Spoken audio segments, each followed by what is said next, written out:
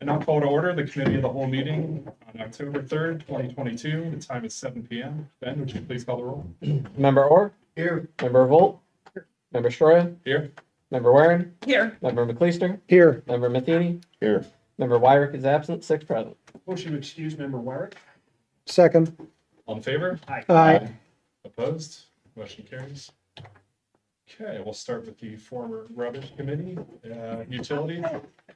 It was the Water, Sewer, and Rubbish Committee, but yes, we can start here with utilities. So, yeah, so what we have here is actually a pretty unique opportunity that the city has. So I'm sure we've all taken a look at it.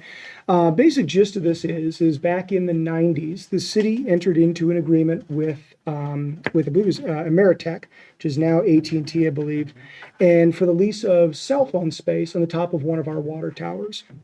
And this generates approximately $2,000 a month. It had been, the contract, I believe, was re-upped in 2018, but it has been consistently around that ever since its inception. So we have been approached by Unison Wireless, and what they are is they're a company that owns, sells, maintains cell phone tower leases, and they are looking to purchase this cell phone site. And so the upfront cost, whoops, I didn't mean to hit on that. The upfront cost is $471,000. So that would be an upfront purchase that we can use to make meaningful improvements within the community, as opposed to just waiting to cash those $2,000 checks every month. So there are a couple good opportunities with this, such as if Unison does find other customers that may be interested in that space, there would be some sharing of that profit if they do bring other people in. And then, of course, if we can develop a good working relationship with them, there might be other sites in the city that we might be able to capitalize as well. So, and then we are asking for an emergency on this so we can, get this wrapped up as soon as possible. But that's pretty much it. And, do we have anybody from, Catherine, do you have anything from the administration you'd like to add? No, I think you covered it. We are considering that if with the sale of this, we may allocate a portion of this for an improvement in the city parks. Mm-hmm. We do have the Dogwood Pool project that we would like to be able to bid that out in the spring. We only got $350,000 from the state when we asked for $750. So if we can get a good number on this in the high 4, then that would go towards this project. Okay. How many other cell towers do we own in the city? It's a good question. I don't know. To my knowledge, this is the only one. So, yeah. Mhm. Right. I do know the schools have a site, but as far as the city, yeah, this is. But then there was the possibility of possibly putting them on Oh, other yes. places. Mhm. And that's why, having this relationship with Unison Yeah. would be great, because they would be the experts in that, and they would help with marketing those sites out. So, Is there a term on this lease? Mhm. How long is the term? It's coming up now. No, I mean this lease with Unison. If you have the lease, you have it in front of you. I could not find a term. We're selling Yeah. the net lease proceeds to Unison for a cash buyout.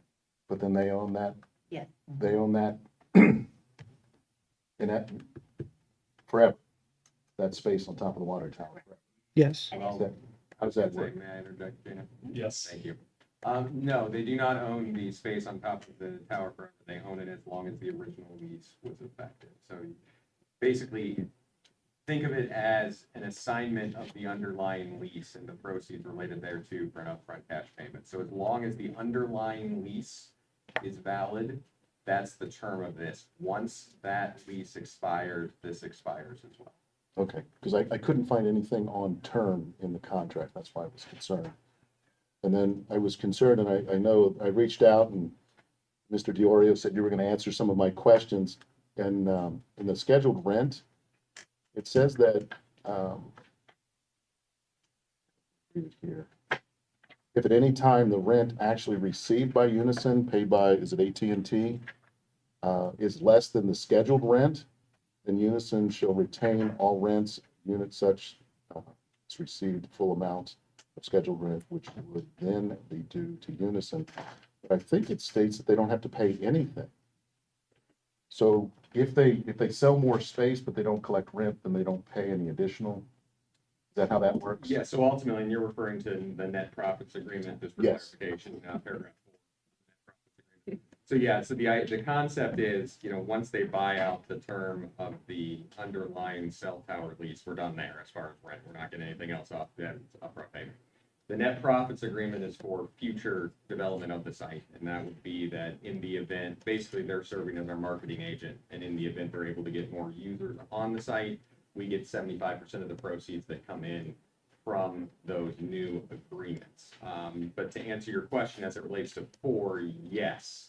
So it's ultimately Unison is going to have these agreements with these third-party individuals or companies, I should say, who would want to lease out the cell tower. And basically, in the event that they do not receive their rent, then we don't get paid. So in essence, if the tenant defaults, then we don't get paid until the tenant actually comes. So we have an opportunity for additional income. It's just whether or not, okay. Yes, sir.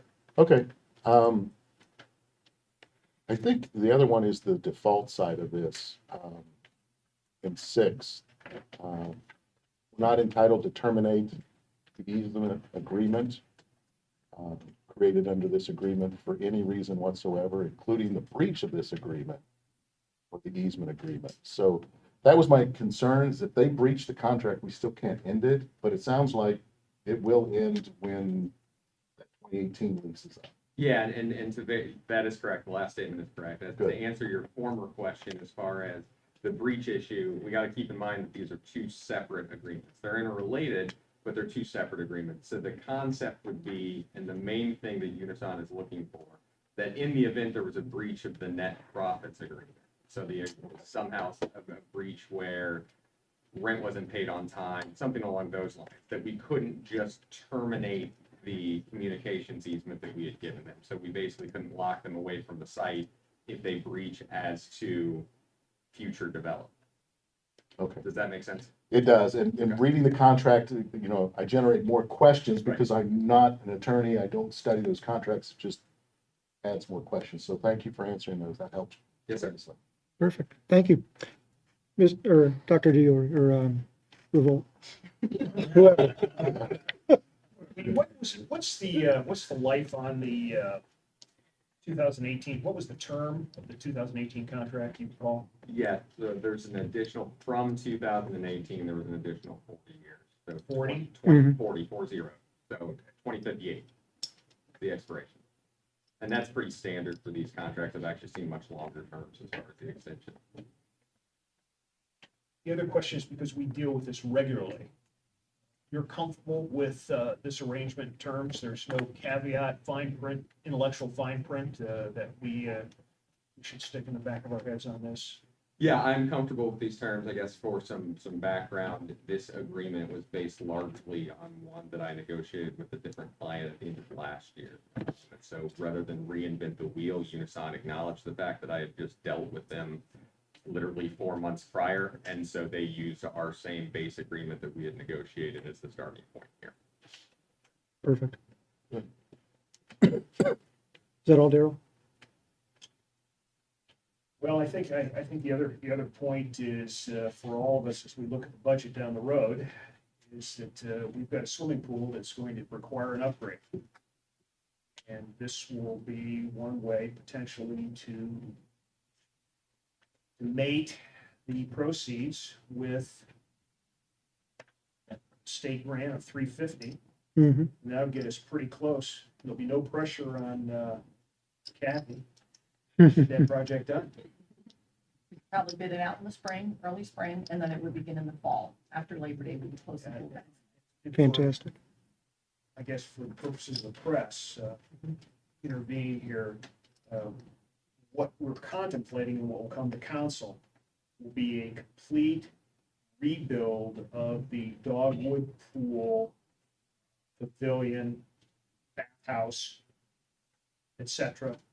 The idea is to make it better maintenance, handicap accessible, etc. Completely modernized. It's a 52-year-old. 52-year-old structure. That's the administration's plan to come to us for that. Mm-hmm. so we can do something meaningful with this money. And as to your point, replace a 52-year-old. I was under the impression that Ambler Avenue was gonna be paved. I'm sorry to break the bad news. So, Wired for snow removal for Eaton Street. yep. Anybody else have any thoughts on this?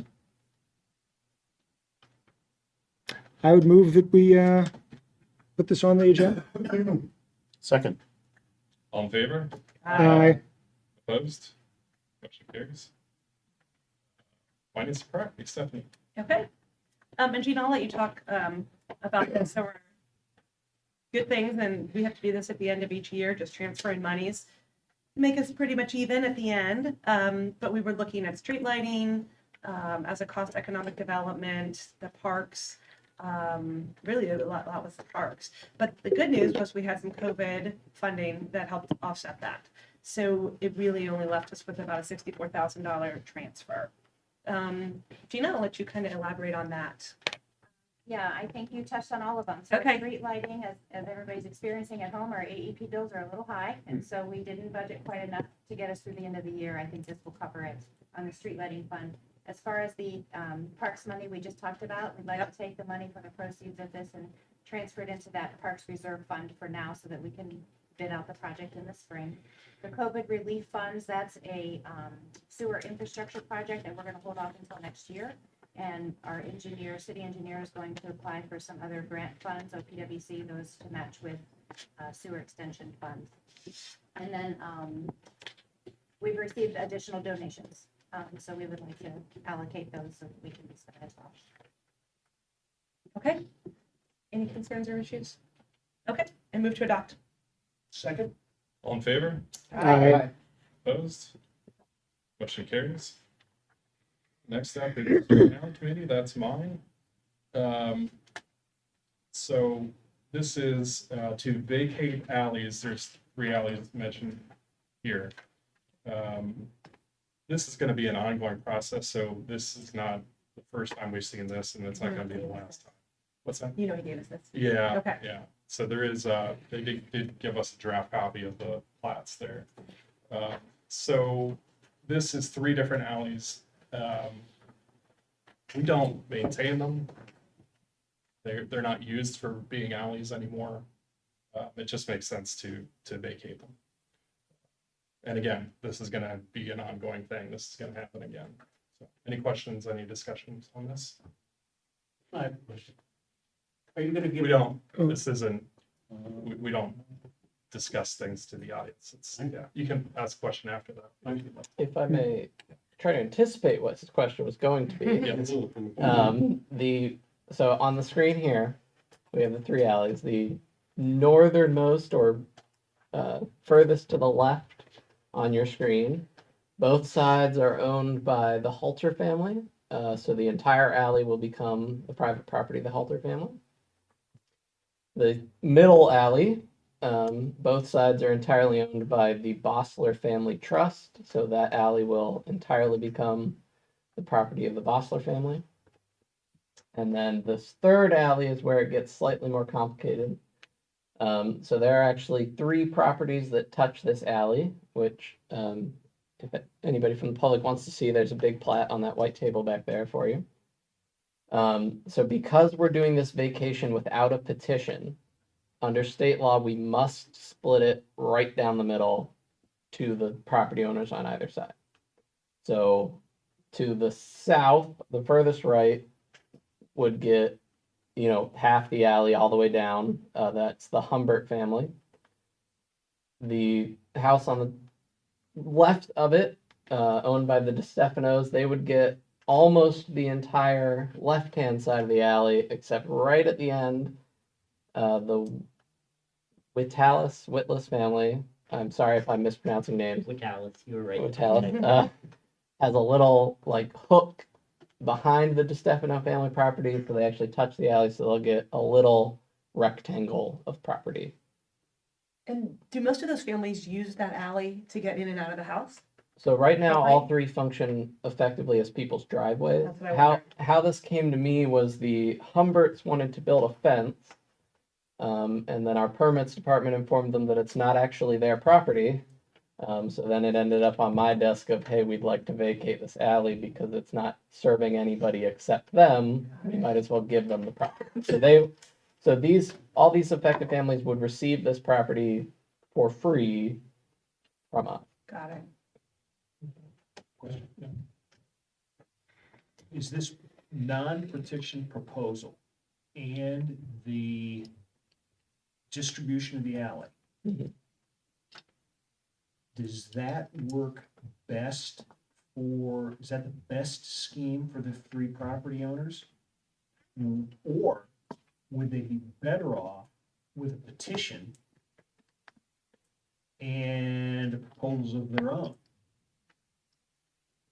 That would sort of be up to them. So when we started this, a different person owned one of the properties for Okay. that alley and refused to sign the petition, which is why we went forward with a no petition process. The new owners may be more open, that the property owners would have to discuss that. I did mail out letters that this was coming up, and they may be here tonight, or they may come to our public hearing on the 24th and wish to do that.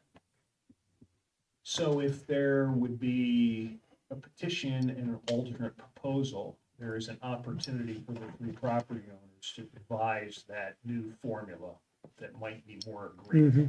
That's basically what I'm asking. Sounds like yes.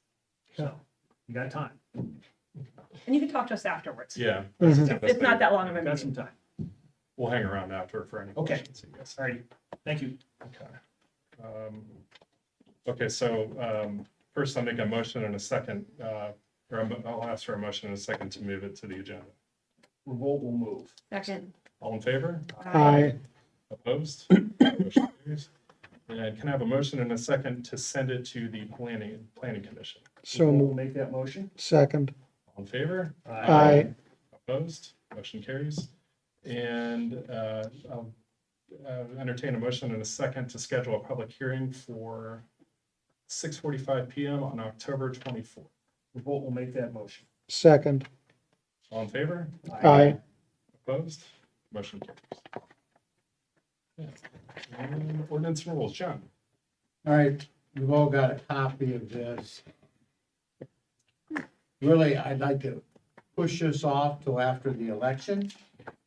We got it ahead of the election, but we don't know what the outcome of the election will be for the full year term of what's on there. So I would like wait till after the election. We all have this in hand. I think that would be the best thing to do. Good It's idea. the only thing to do. It's the only Great thing to idea. do. Right. I think what we've got is, based upon the sort of far-ranging conversation we had about replacements, I think we've met everyone's concerns, both in the audience and around the council chamber. I think we've got an orderly approach to succession and vacancies. I think it's agreeable, but as Chairman Orr has said, we're gonna have ample opportunity to revisit it and tinker with it, and this couldn't go to the, help me out, clerk, what is the earliest that we could do, assuming the 4-year term passed, the earliest that we could actually have it placed on a ballot would be when?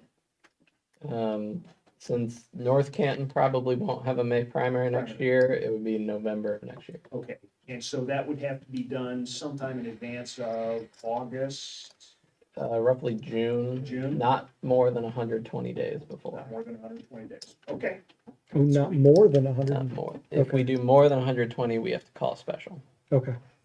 okay, there you go. So clerk will have that on his calendar. Perfect. Have we entertained it?